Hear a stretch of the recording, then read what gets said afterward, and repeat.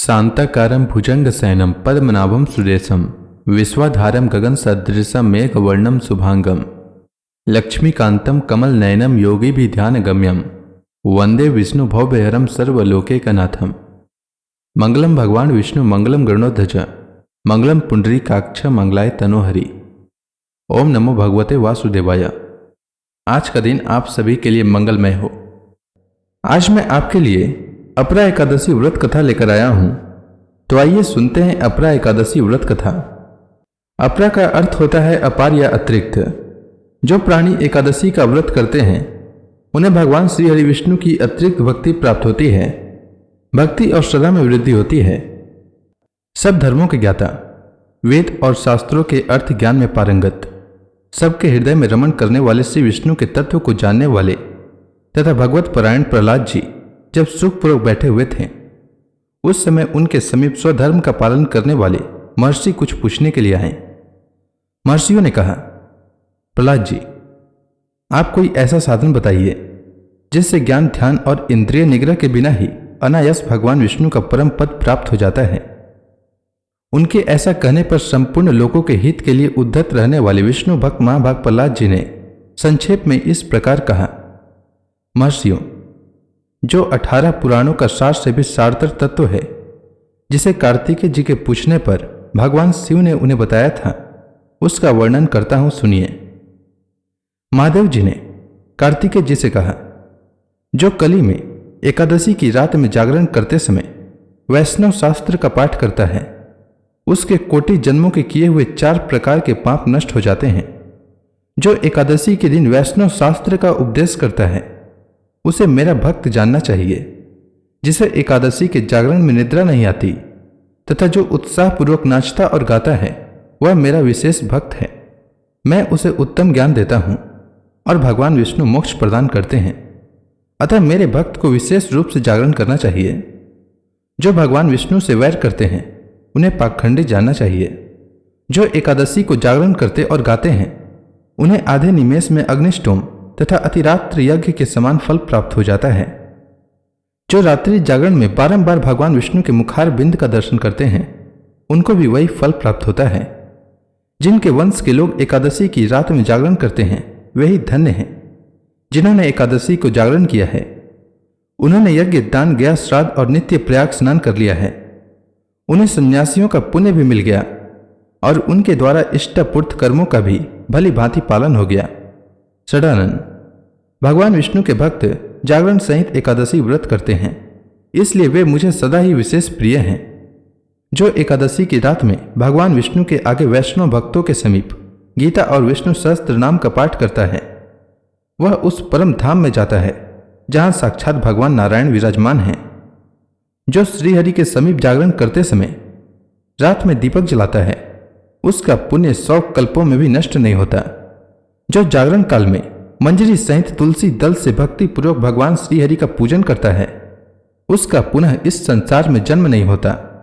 स्नान, चंदन, लेप, धूप, दीप, नैवेद्य और तांबुल, यह सब जागरण काल में भगवान को समर्पित किया जाए तो उससे अक्षय पुण्य होता है।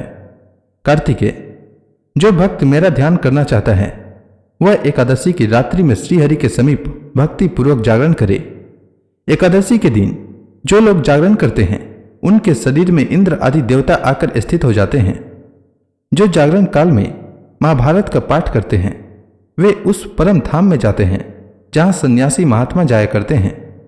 जो उस समय श्री रामचंद्र जी का चरित्र 10 कंठवध पढ़ते हैं, वे योग वेताओं की गति को प्राप्त होते हैं। जिन्होंने श्रीहरि के समीप जागरण किया है, उन्होंने चारों वेदों का स्वाध्याय, देवताओं का पूजन, यज्ञों का अनुष्ठान तथा सब तीर्थों में स्नान कर लिया। श्री कृष्ण से बढ़कर कोई देवता नहीं है और एकादशी व्रत के समान दूसरा कोई व्रत नहीं है। जहां भागवत शास्त्र है, भगवान विष्णु के लिए जहां जागरण किया जाता है और जहां सालग्राम शिला स्थित होती है, वहां साक्षात भगवान विष्णु उपस्थित होते हैं। अपरा एकादशी व्रत कथा के अनुसार एक बार महाराज युधिष्ठिर ने भगवान श्री कृष्ण से कहा, हे प्रभु, ज्येष्ठ माह की कृष्ण पक्ष की एकादशी का क्या नाम है तथा उसका महात्म्य क्या है?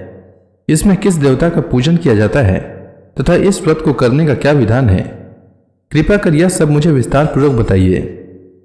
श्री कृष्ण भगवान ने कहा, हे युधिष्ठिर, ज्येष्ठ माह के कृष्ण पक्ष की एकादशी का नाम अपरा है, क्योंकि यह अपार धन और पुण्यों को देने वाली है तथा समस्त पापों का नाश करने वाली है। जो मनुष्य इसका व्रत करते हैं उनकी लोक में प्रसिद्धि होती है।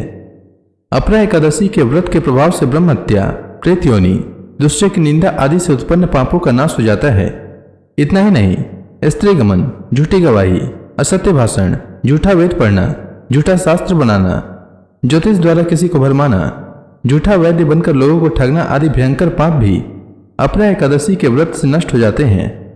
युद्ध क्षेत्र से भागे हुए क्षत्रियों को नरक की प्राप्ति होती है, किंतु अपरा एकादशी का व्रत करने से उसे भी स्वर्ग की प्राप्ति हो जाती है। गुरु से विद्या अर्जित करने के उपरांत जो शिष्य गुरु की निंदा करते हैं तो वे अवश्य ही नरक में जाते हैं। अपरा एकादशी का व्रत करने से इनके लिए स्वर्ग जाना संभव हो जाता है।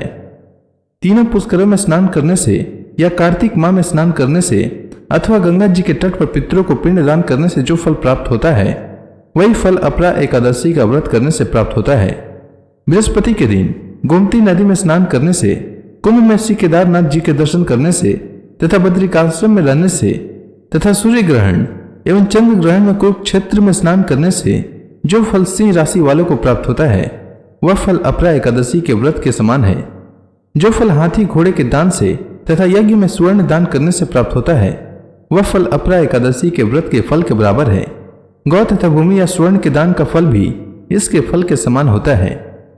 पाप रूपी वृक्षों को काटने के लिए यह व्रत कुल्हाड़ी के समान है तथा पाप रूपी अंधकार के लिए सूर्य के समान है। अतः मनुष्य को इस एकादशी का व्रत अवश्य करना चाहिए। यह व्रत सब व्रतों में उत्तम है।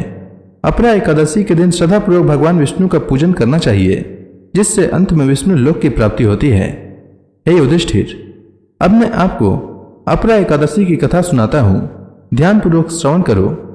प्राचीन काल में महीध्वज नामक एक धर्मात्मा राजा था।